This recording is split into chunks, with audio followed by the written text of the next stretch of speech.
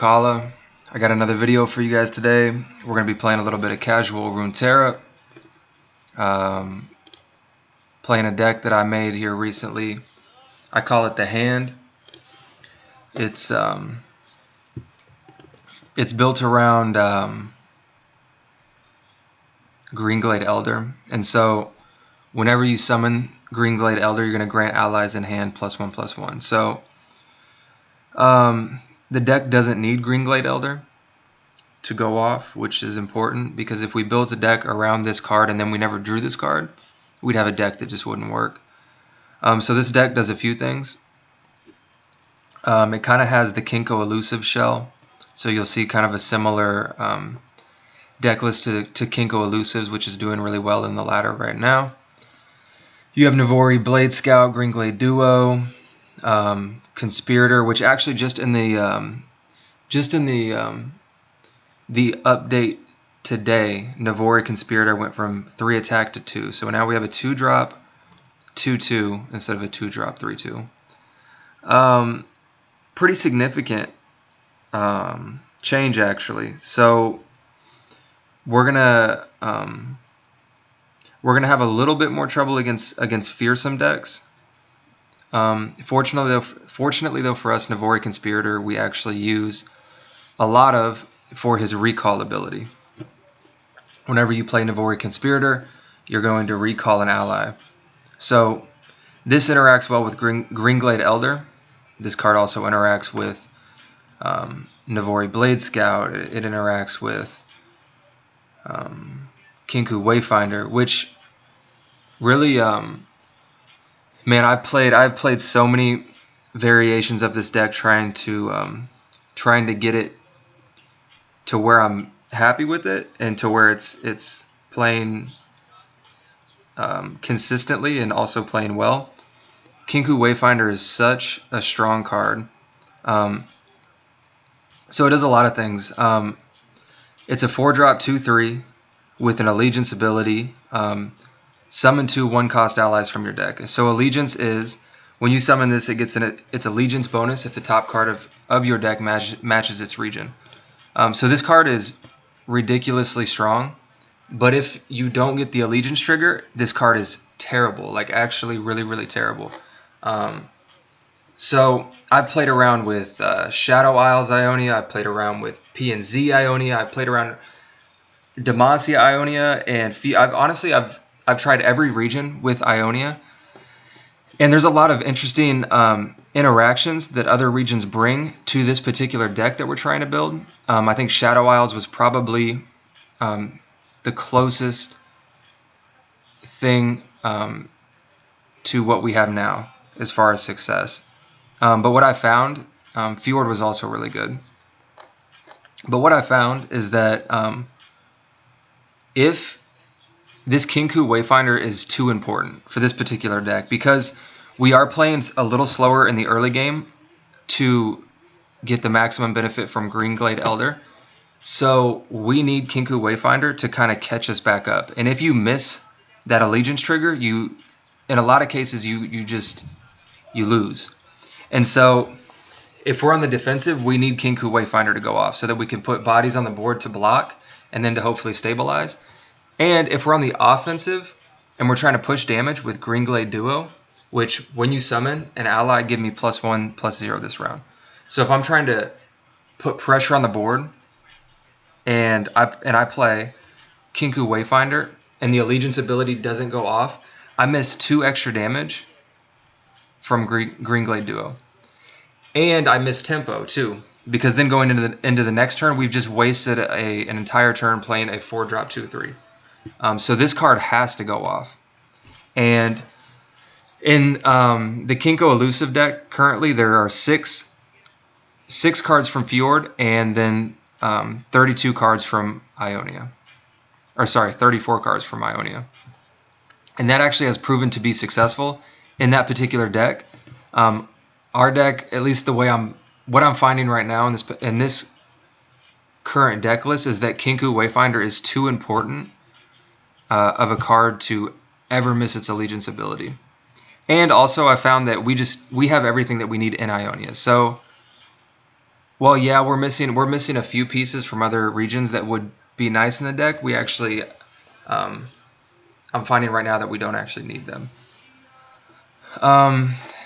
Yeah, man, this deck just does a lot of cool things. It really does, and I could spend probably 30 minutes talking about it. All the interactions. I mean, everything interacts with itself, and then all of the cards kind of make up where, because we have to make sacrifices in order for Greenglade to kind of really work. So then the rest of the deck kind of makes up for that. It feels pretty balanced. I say all this and then we'll hop into the first game and just get smoked, but it's been performing pretty well. So we will see. We'll jump right into it, and we'll see what happens. We'll see what happens. But yeah, not only has it been playing well, it's also really fun to play, and I've actually found that it's a pretty difficult deck to pilot, because there's times that you have to make critical decisions on whether or not you want to sacrifice like tempo for efficiency. So there are some difficult conversations that I find that I have to make sometimes with this deck, and I don't always make the right decisions. So a lot of games I'm just losing to poor decision making, which is good because we can improve on that. All right, 1-2 twin disciplines doesn't really feel good because we're going to be playing 1-2-3, so we're not going to have that 3 mana. Oh well, I guess we're going to get that card back. And the Kinku Wayfinder. So this is nice. And I'm going to play the Navori Blade Scout because I need to be able to play Navori Conspirator. Okay, so this is a card that I don't know if I like yet. Greenglade Lookout.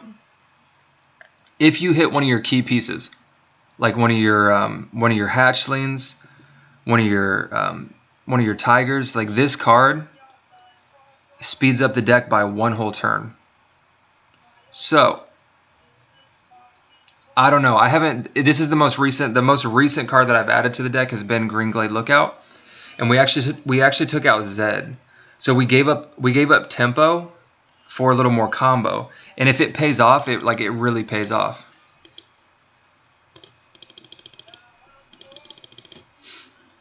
Man, definitely noticing that missing attack.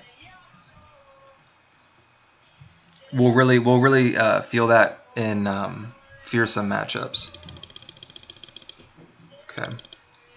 We don't really have any good targets for Greenglade Lookout, so I guess we're going to hold on to that. I think the move is probably Shadow Assassin. Or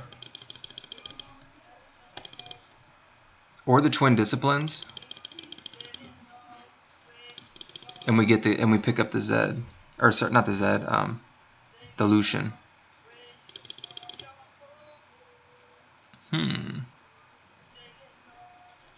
I think we'll take it. He was smart to not swing with the Lucian. He's playing around Twin Disciplines. Okay, so there's the Greenglade Elder. That's definitely good to see this early in the game. We're going to play Kinku Wayfinder, though. Definitely going to play Kinku Wayfinder. We want to generate some pressure. More than Greenglade Elder would give us. And also,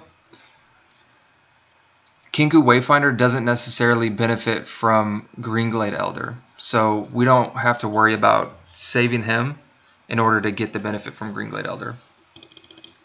Because the benefit from Kinku Wayfinder actually is pulling cards from the deck. So it doesn't really interact with Greenglade Elder. But it makes up where Greenglade Elder is weak. And that's developing board. So yeah, we're just going to swing with our elusives. And then we'll have our creatures to block. So this is great. This is great. We're in a really good spot. Really good spot. We have the Greenglade Elder, which I don't need to drop right now. What I need to do is work with this Twin Disciplines.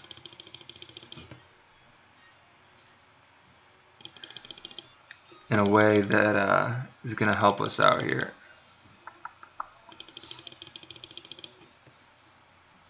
And really, I think I just need to get rid of 4. Yeah, I think we're going to do this. I'm going to use Greenglade Lookout as a blocker. And I'm just going to get rid of everything that isn't elusive. Alright, so something important to note. If you're ever blocking with a card that benefits from strike, never block to a first strike unit, because this first strike unit will actually attack before I have a chance to attack with my Greenglade Lookout, and I will not get the benefit of his strike, which is something that I had to learn the hard way. Yeah, so boom, boom, and then we're going to go for the Twin Disciplines. +3, +0. So he could very easily have a spell to put Garen out of range, but it pays off. So we get the reduction on Kinku Lifeblade, which isn't huge, but with this many cards in hands, it actually is pretty good. So now here's the question.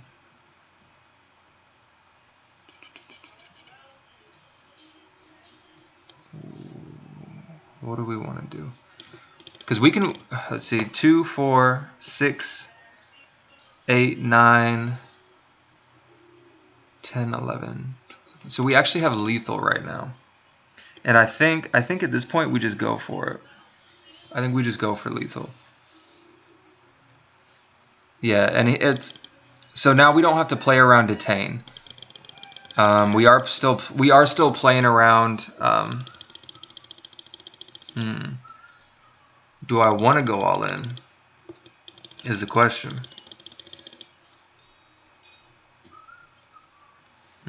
Spirit's Refugee 2, 4, 6. I think we're going all in. I don't. Let's see what he's got. Okay, so Relentless Pursuit. 2. Are we at lethal yet? 2, 4, 5, 6, 7, 8, 9, 10, 11, 12. So can I survive is the question. I think so. 5, 6, 7, 8, 9, 10, 4, 8. Yeah, I think we're good. So we'll just block with the Navori Blade Scout. 4, 5, 6, 7, 8, 9, 10, 11. 3. Yeah, we're good. There's nothing that he can do. And then we just swing for lethal. Yeah. So we played that right. There's nothing that he can do with 1 mana. Alright, so that felt really good. That felt really good.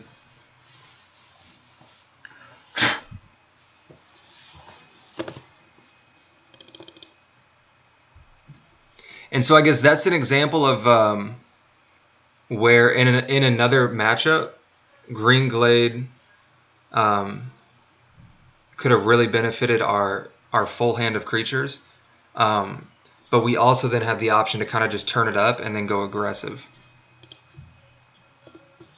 So you can kind of switch up your game plan. You can either play a little more mid-range, or you have the option to just go all in with this deck too. Because if you can get enough creatures on the board and then play Windfare or Hatchling, when I'm summoned, give other allies +2/+2 this round, and it's a 4/2 elusive, that's a lot. That is a lot, and it's so easy to develop a board with Kinku Wayfinder.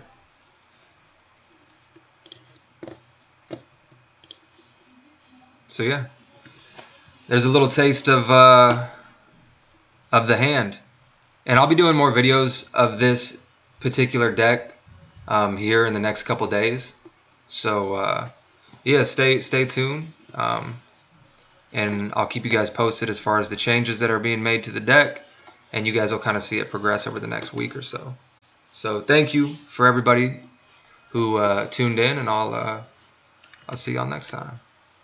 Peace.